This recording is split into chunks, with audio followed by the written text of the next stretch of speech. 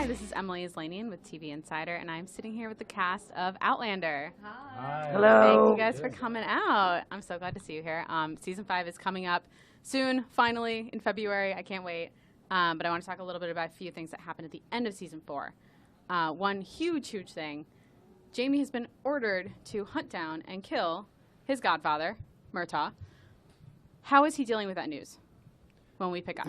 How is everyone doing with it? Yes. No, he has. He's at the end of Season 4, we see him being ordered by the governor to go after his godfather. And I think this really sort of pitches Jamie and Murtaugh to do two separate camps. And, Jamie's a man of honor and a man of his word. And to be on the side of the British for him is certainly going to be an interesting moral dilemma. And, yeah, he's going to find himself between sort of a rock and a hard place. Duncan, how do you feel how does Murtaugh feel about this? Does he know right away? Does Jamie tell him? Well, no, he doesn't, because he's scarpered out the back door and is hiding in the basement somewhere. So, right. Yeah, but it soon becomes very apparent in the next season that, yeah, he does know. So I can't really say anything more than that, because it would be the spoiler of the century. But, yeah, he understands. He understands that Jamie's a patriarch of his own now and that he has to take care of a whole community, that he's got responsibilities of his own, and that he's come to an accommodation with that and an understanding. And this is all part of a larger battle to come, I presume, that we'll be seeing soon, that Jamie and Claire may not be on the side that they want to be on. Yeah, I think they obviously know from history, what's coming, and they know which is the winning side, and they're obviously on the wrong side. But Jamie's doing it obviously for land. He's doing it for his family. He's doing it for his tenants. But yeah, it certainly puts him on the wrong side. And speaking of the wrong side, David, John is definitely on the wrong side of those things. How is he going to be dealing with this moving forward? It's the wrong side. I'm always on the right side. No, I think he's actually stuck in the middle. He's got his allegiances with the Frasers and he's got his allegiances with the Crown, so he's kind of torn about that whole thing. Okay. How does he deal with it? Well, you have to wait and see. Sorry, that's a really cheesy thing to say. It's okay. It's good. And I wanted to talk a little bit about the two new grandparents here, which is, I can't even look at you and call you grandparents because that's just hilarious. But are we going to see more family scenes with Brianna and Roger and the whole gang together and the baby?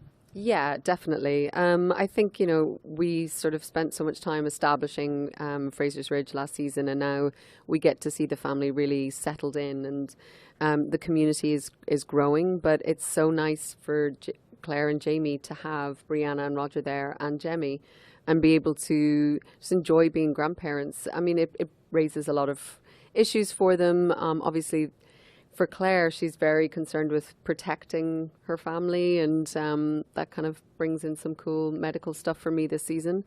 But yeah, I think they enjoy being grandparents, don't they? I think they do, yeah. And Jamie's obviously always wanted.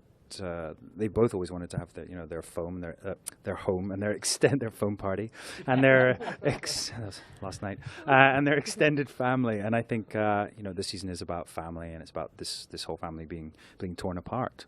Segue to Jocasta. Yes. So Maria, there is a fugitive hiding in her house. Yeah.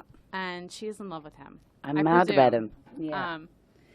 We were just talking about, I thought it was so interesting, the Murtaugh and Jocasta story, and I'm just really proud of the show that they went for it, and because obviously it's a new storyline, it wasn't part of the books, and that they wanted to show to an older couple who were, passionate about each other, in love, making love, flirting, fighting. We don't see very much of that on television. I thought it was brilliant that they went for it. And for Jocasta, I think to find Murtaugh, I kind of decided that I think she always had a bit of an eye for him, but didn't interfere because he was in love with her sister when they were younger.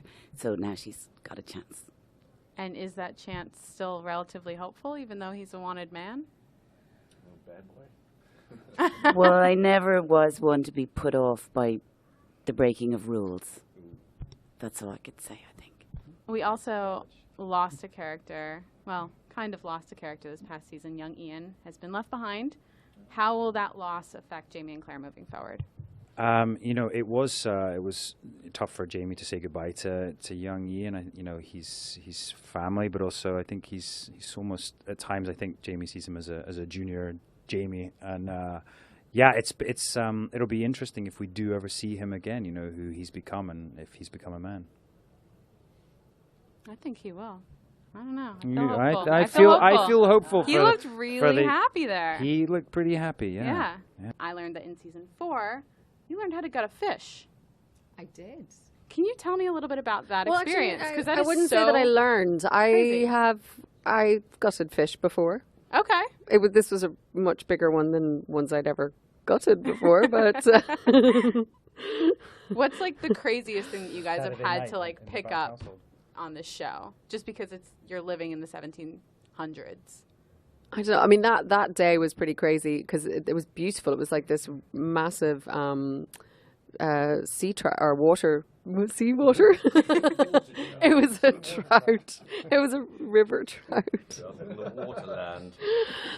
But it had loads of roe. But it was like -8 degrees that day, and every time we would do the scene, by the time the scene was finished, my hand would be frozen. I just had frozen fish guts on my hand. But you know, so these are the fun things we get to do on Outlander. I made a knife. You made a knife? You actually made one? Yeah, they brought in a blacksmith and all the authentic 18th century blacksmith equipment, and I made perhaps the most dodgy-looking knife. It kind of looks like a bit of charcoal, but I'm very proud of it. Did you keep it? You got to keep it? I got to keep it. Yeah. Nice. Oh yeah, it's in my armory at home. Learn to hold a microphone. Yeah. There is another addition to the cast.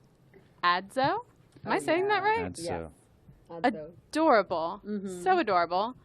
Can you tell me anything about how it's like working with this adorable cat? Well, cats are untrainable and basically do what they want. So it's great fun. Yeah, we haven't had too many scenes with him yet. Oh, we have. Yeah, sort of. He just sort of does his own thing. It's very cute. And we all get distracted. But can I tell a secret? There's actually 6 Adzos. We've had 6. Really? The first we had 2 that they obviously have to double a cat, and then they grew up too quickly. Oh no! So we had to go find another pair, and but every time they bring on these new kittens, they're just so cute, and like all the work stops for a few minutes while we try and prize Katrina away from them. Thank you guys so much. Thank you. Outlander premieres in Thanks, February 2020, February 16th. Thank you. On Stars. Thank you. thank you.